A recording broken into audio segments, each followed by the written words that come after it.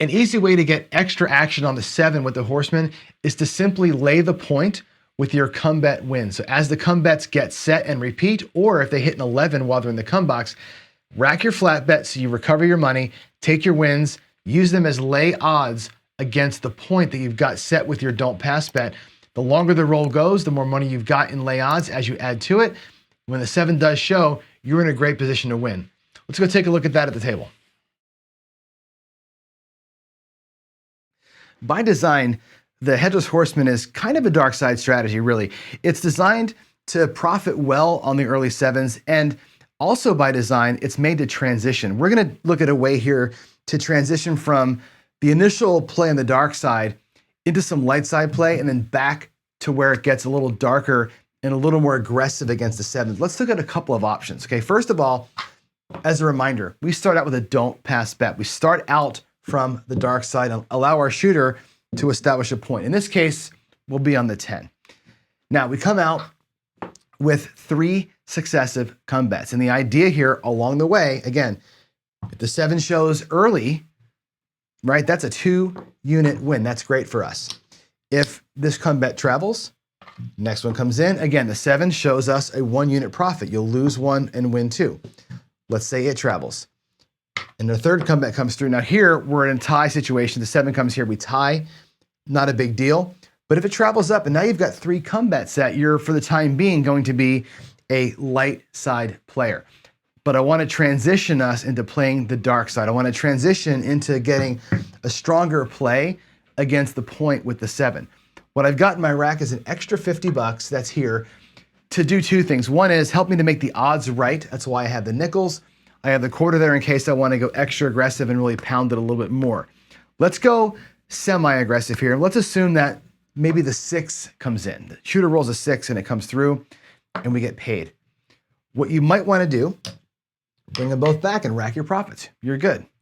The dark side play might be to take your profit and come back out on the don't. And again, we're on a 10 here, so the odds want to be even. And let's put a lay bet out there against the 10, using our profit and a little bit of that extra stash that we have to make the odds right. If another number comes in, let's say it's the 8, and again, it pays 1-to-1, we'll bring it back. So we have 2 of our come bets now have paid for themselves, and I'll take another nickel out, and we'll raise our odds up now to be at $60 against the point. And we're moving in that direction, and you can guess what's gonna happen here. When the 9 comes in and gets paid, we'll rack it up. Our come bets have now paid for themselves, as well as been a large part of the feeder of the odds coming in against the point. So we've taken our come bets, we've recouped them into our rack, so we're able to play them a second time, and we've increased the power of the 7 here as we go. The nice thing about this is you're at roll probably 5, 6, or 7 when you're here, right? It took you 3 rolls to get them set. It probably takes another 3 or 4 rolls to get them back to your rack. At that point, you know you're running up against probability. That 7 is looming and coming. What a great way to use your profits to really establish more dominance on the 7, especially against a weaker number like the 10. So there's one way to approach the dark side and really increase the power of this bet here. Let's clear the board and look at another option that we might want to explore. There we go. Now, what about just increasing this bet on its own, maybe without the odds? Let's get ourselves set up again. We'll have the shooter will be off. Let's say we have our don't pass bet. Shooter comes out with a point of 9. Fantastic. Come into the come with our first come bet, and we get that immediate 7 out. You get what you want. You get that immediate, quick 7. We get paid 1 in both places. That's awesome. What happens? Our rack comes back and looks pretty full. We have our initial bet spread back in the rack. We're even plus a couple of units here. What I would do is restart the Horseman, and the Horseman wants 1 unit from your rack on the don't and 3 come bets. We can take our 2 bets that we won and stack them both up along with what we were going to bet anyway on the next shooter. We have a 3-unit bet now on the don't. 2 of those units purely came from profit. That's a juice play right there, along with the 1 from our rack we were going to play anyway. Let's come into the don't. Right? Let's say they establish a new point. Let's say it's a 5 this time. Now, where do we stand? I'll make this so you can see them a little better. The 7 comes here, fantastic. 25 here and 75 here. It's a $100 win on the 7 on roll number 1. And again, your risk, just the initial bet lay. Let's say it comes to the 9. On roll 2, the 7 shows here. Those two cancel out, $75 profit. Let's say it travels.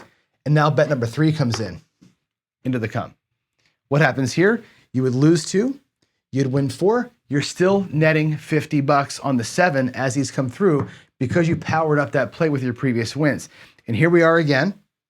In our normal Horseman setup, you'd be upside down. If the 7 comes, you would lose 3 and win 1. Here though, because we pressed up with our previous win, now at least we're in a tie. The worst that can happen now is our point gets hit and you get burned in here. And if that happens, not great, but you still have 3 bets working for you. That's an interesting way to use your previous don't win to stack this up. You can run a 3 or 4 series progression in here and go from 1 to 3 to 2 to 4, whatever you want to do, but taking those wins and making this thing stack up on the flat side is beautiful. And there's nothing stopping you from doing this.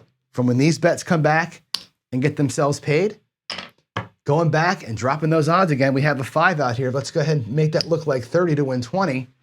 And again, as the 8 gets paid, you can follow the same sequence. You can take these in, realize the profit if you'd like, or again, take the shot here when you have an advantage play and the table's running in the direction you want it to run. You can take all 3 of these bets, bring them back down. Again, they're reset. Increase your lay with your big flat bet, and you're rocking here on the 7. This is an interesting way to get a lot of power into one number as you're playing. And again, it's a profit play. These are all bets you started with. The only thing you have at risk right now is 1/4. But look at the amount of action you've got. You have 1/4 at risk from your initial bankroll with a ton of action. $90 in a lay bet, $75 flat, playing the 7 against the 5. It's a power move. And again, the Horseman looks nothing like the Horseman at this point. It's designed to transition you from its core setup into something different. Here, we went completely dark. This move, optional. There's no reason you have to go to the odds. And if you don't, look at where you are. If you don't go with the odds, you're guaranteed a 2-unit profit with that $75 still out there against the 5. So either way, you're protected or you're stable. By going odds, you're just being that much more aggressive. But we already made a power move by powering up. So there is one of my favorite ways to take the Horseman core and go really dark with it and get a big time power play against the point, especially when it's a point that I think we can beat with the 7. That's a really interesting way to do this. It's not the only way. There are other dark side variations from the Horseman, but that's one of the easiest and simplest because you're just taking your wins and reinvesting them right in front of you. This is a self-serve bet. You're in charge, baby. There it is.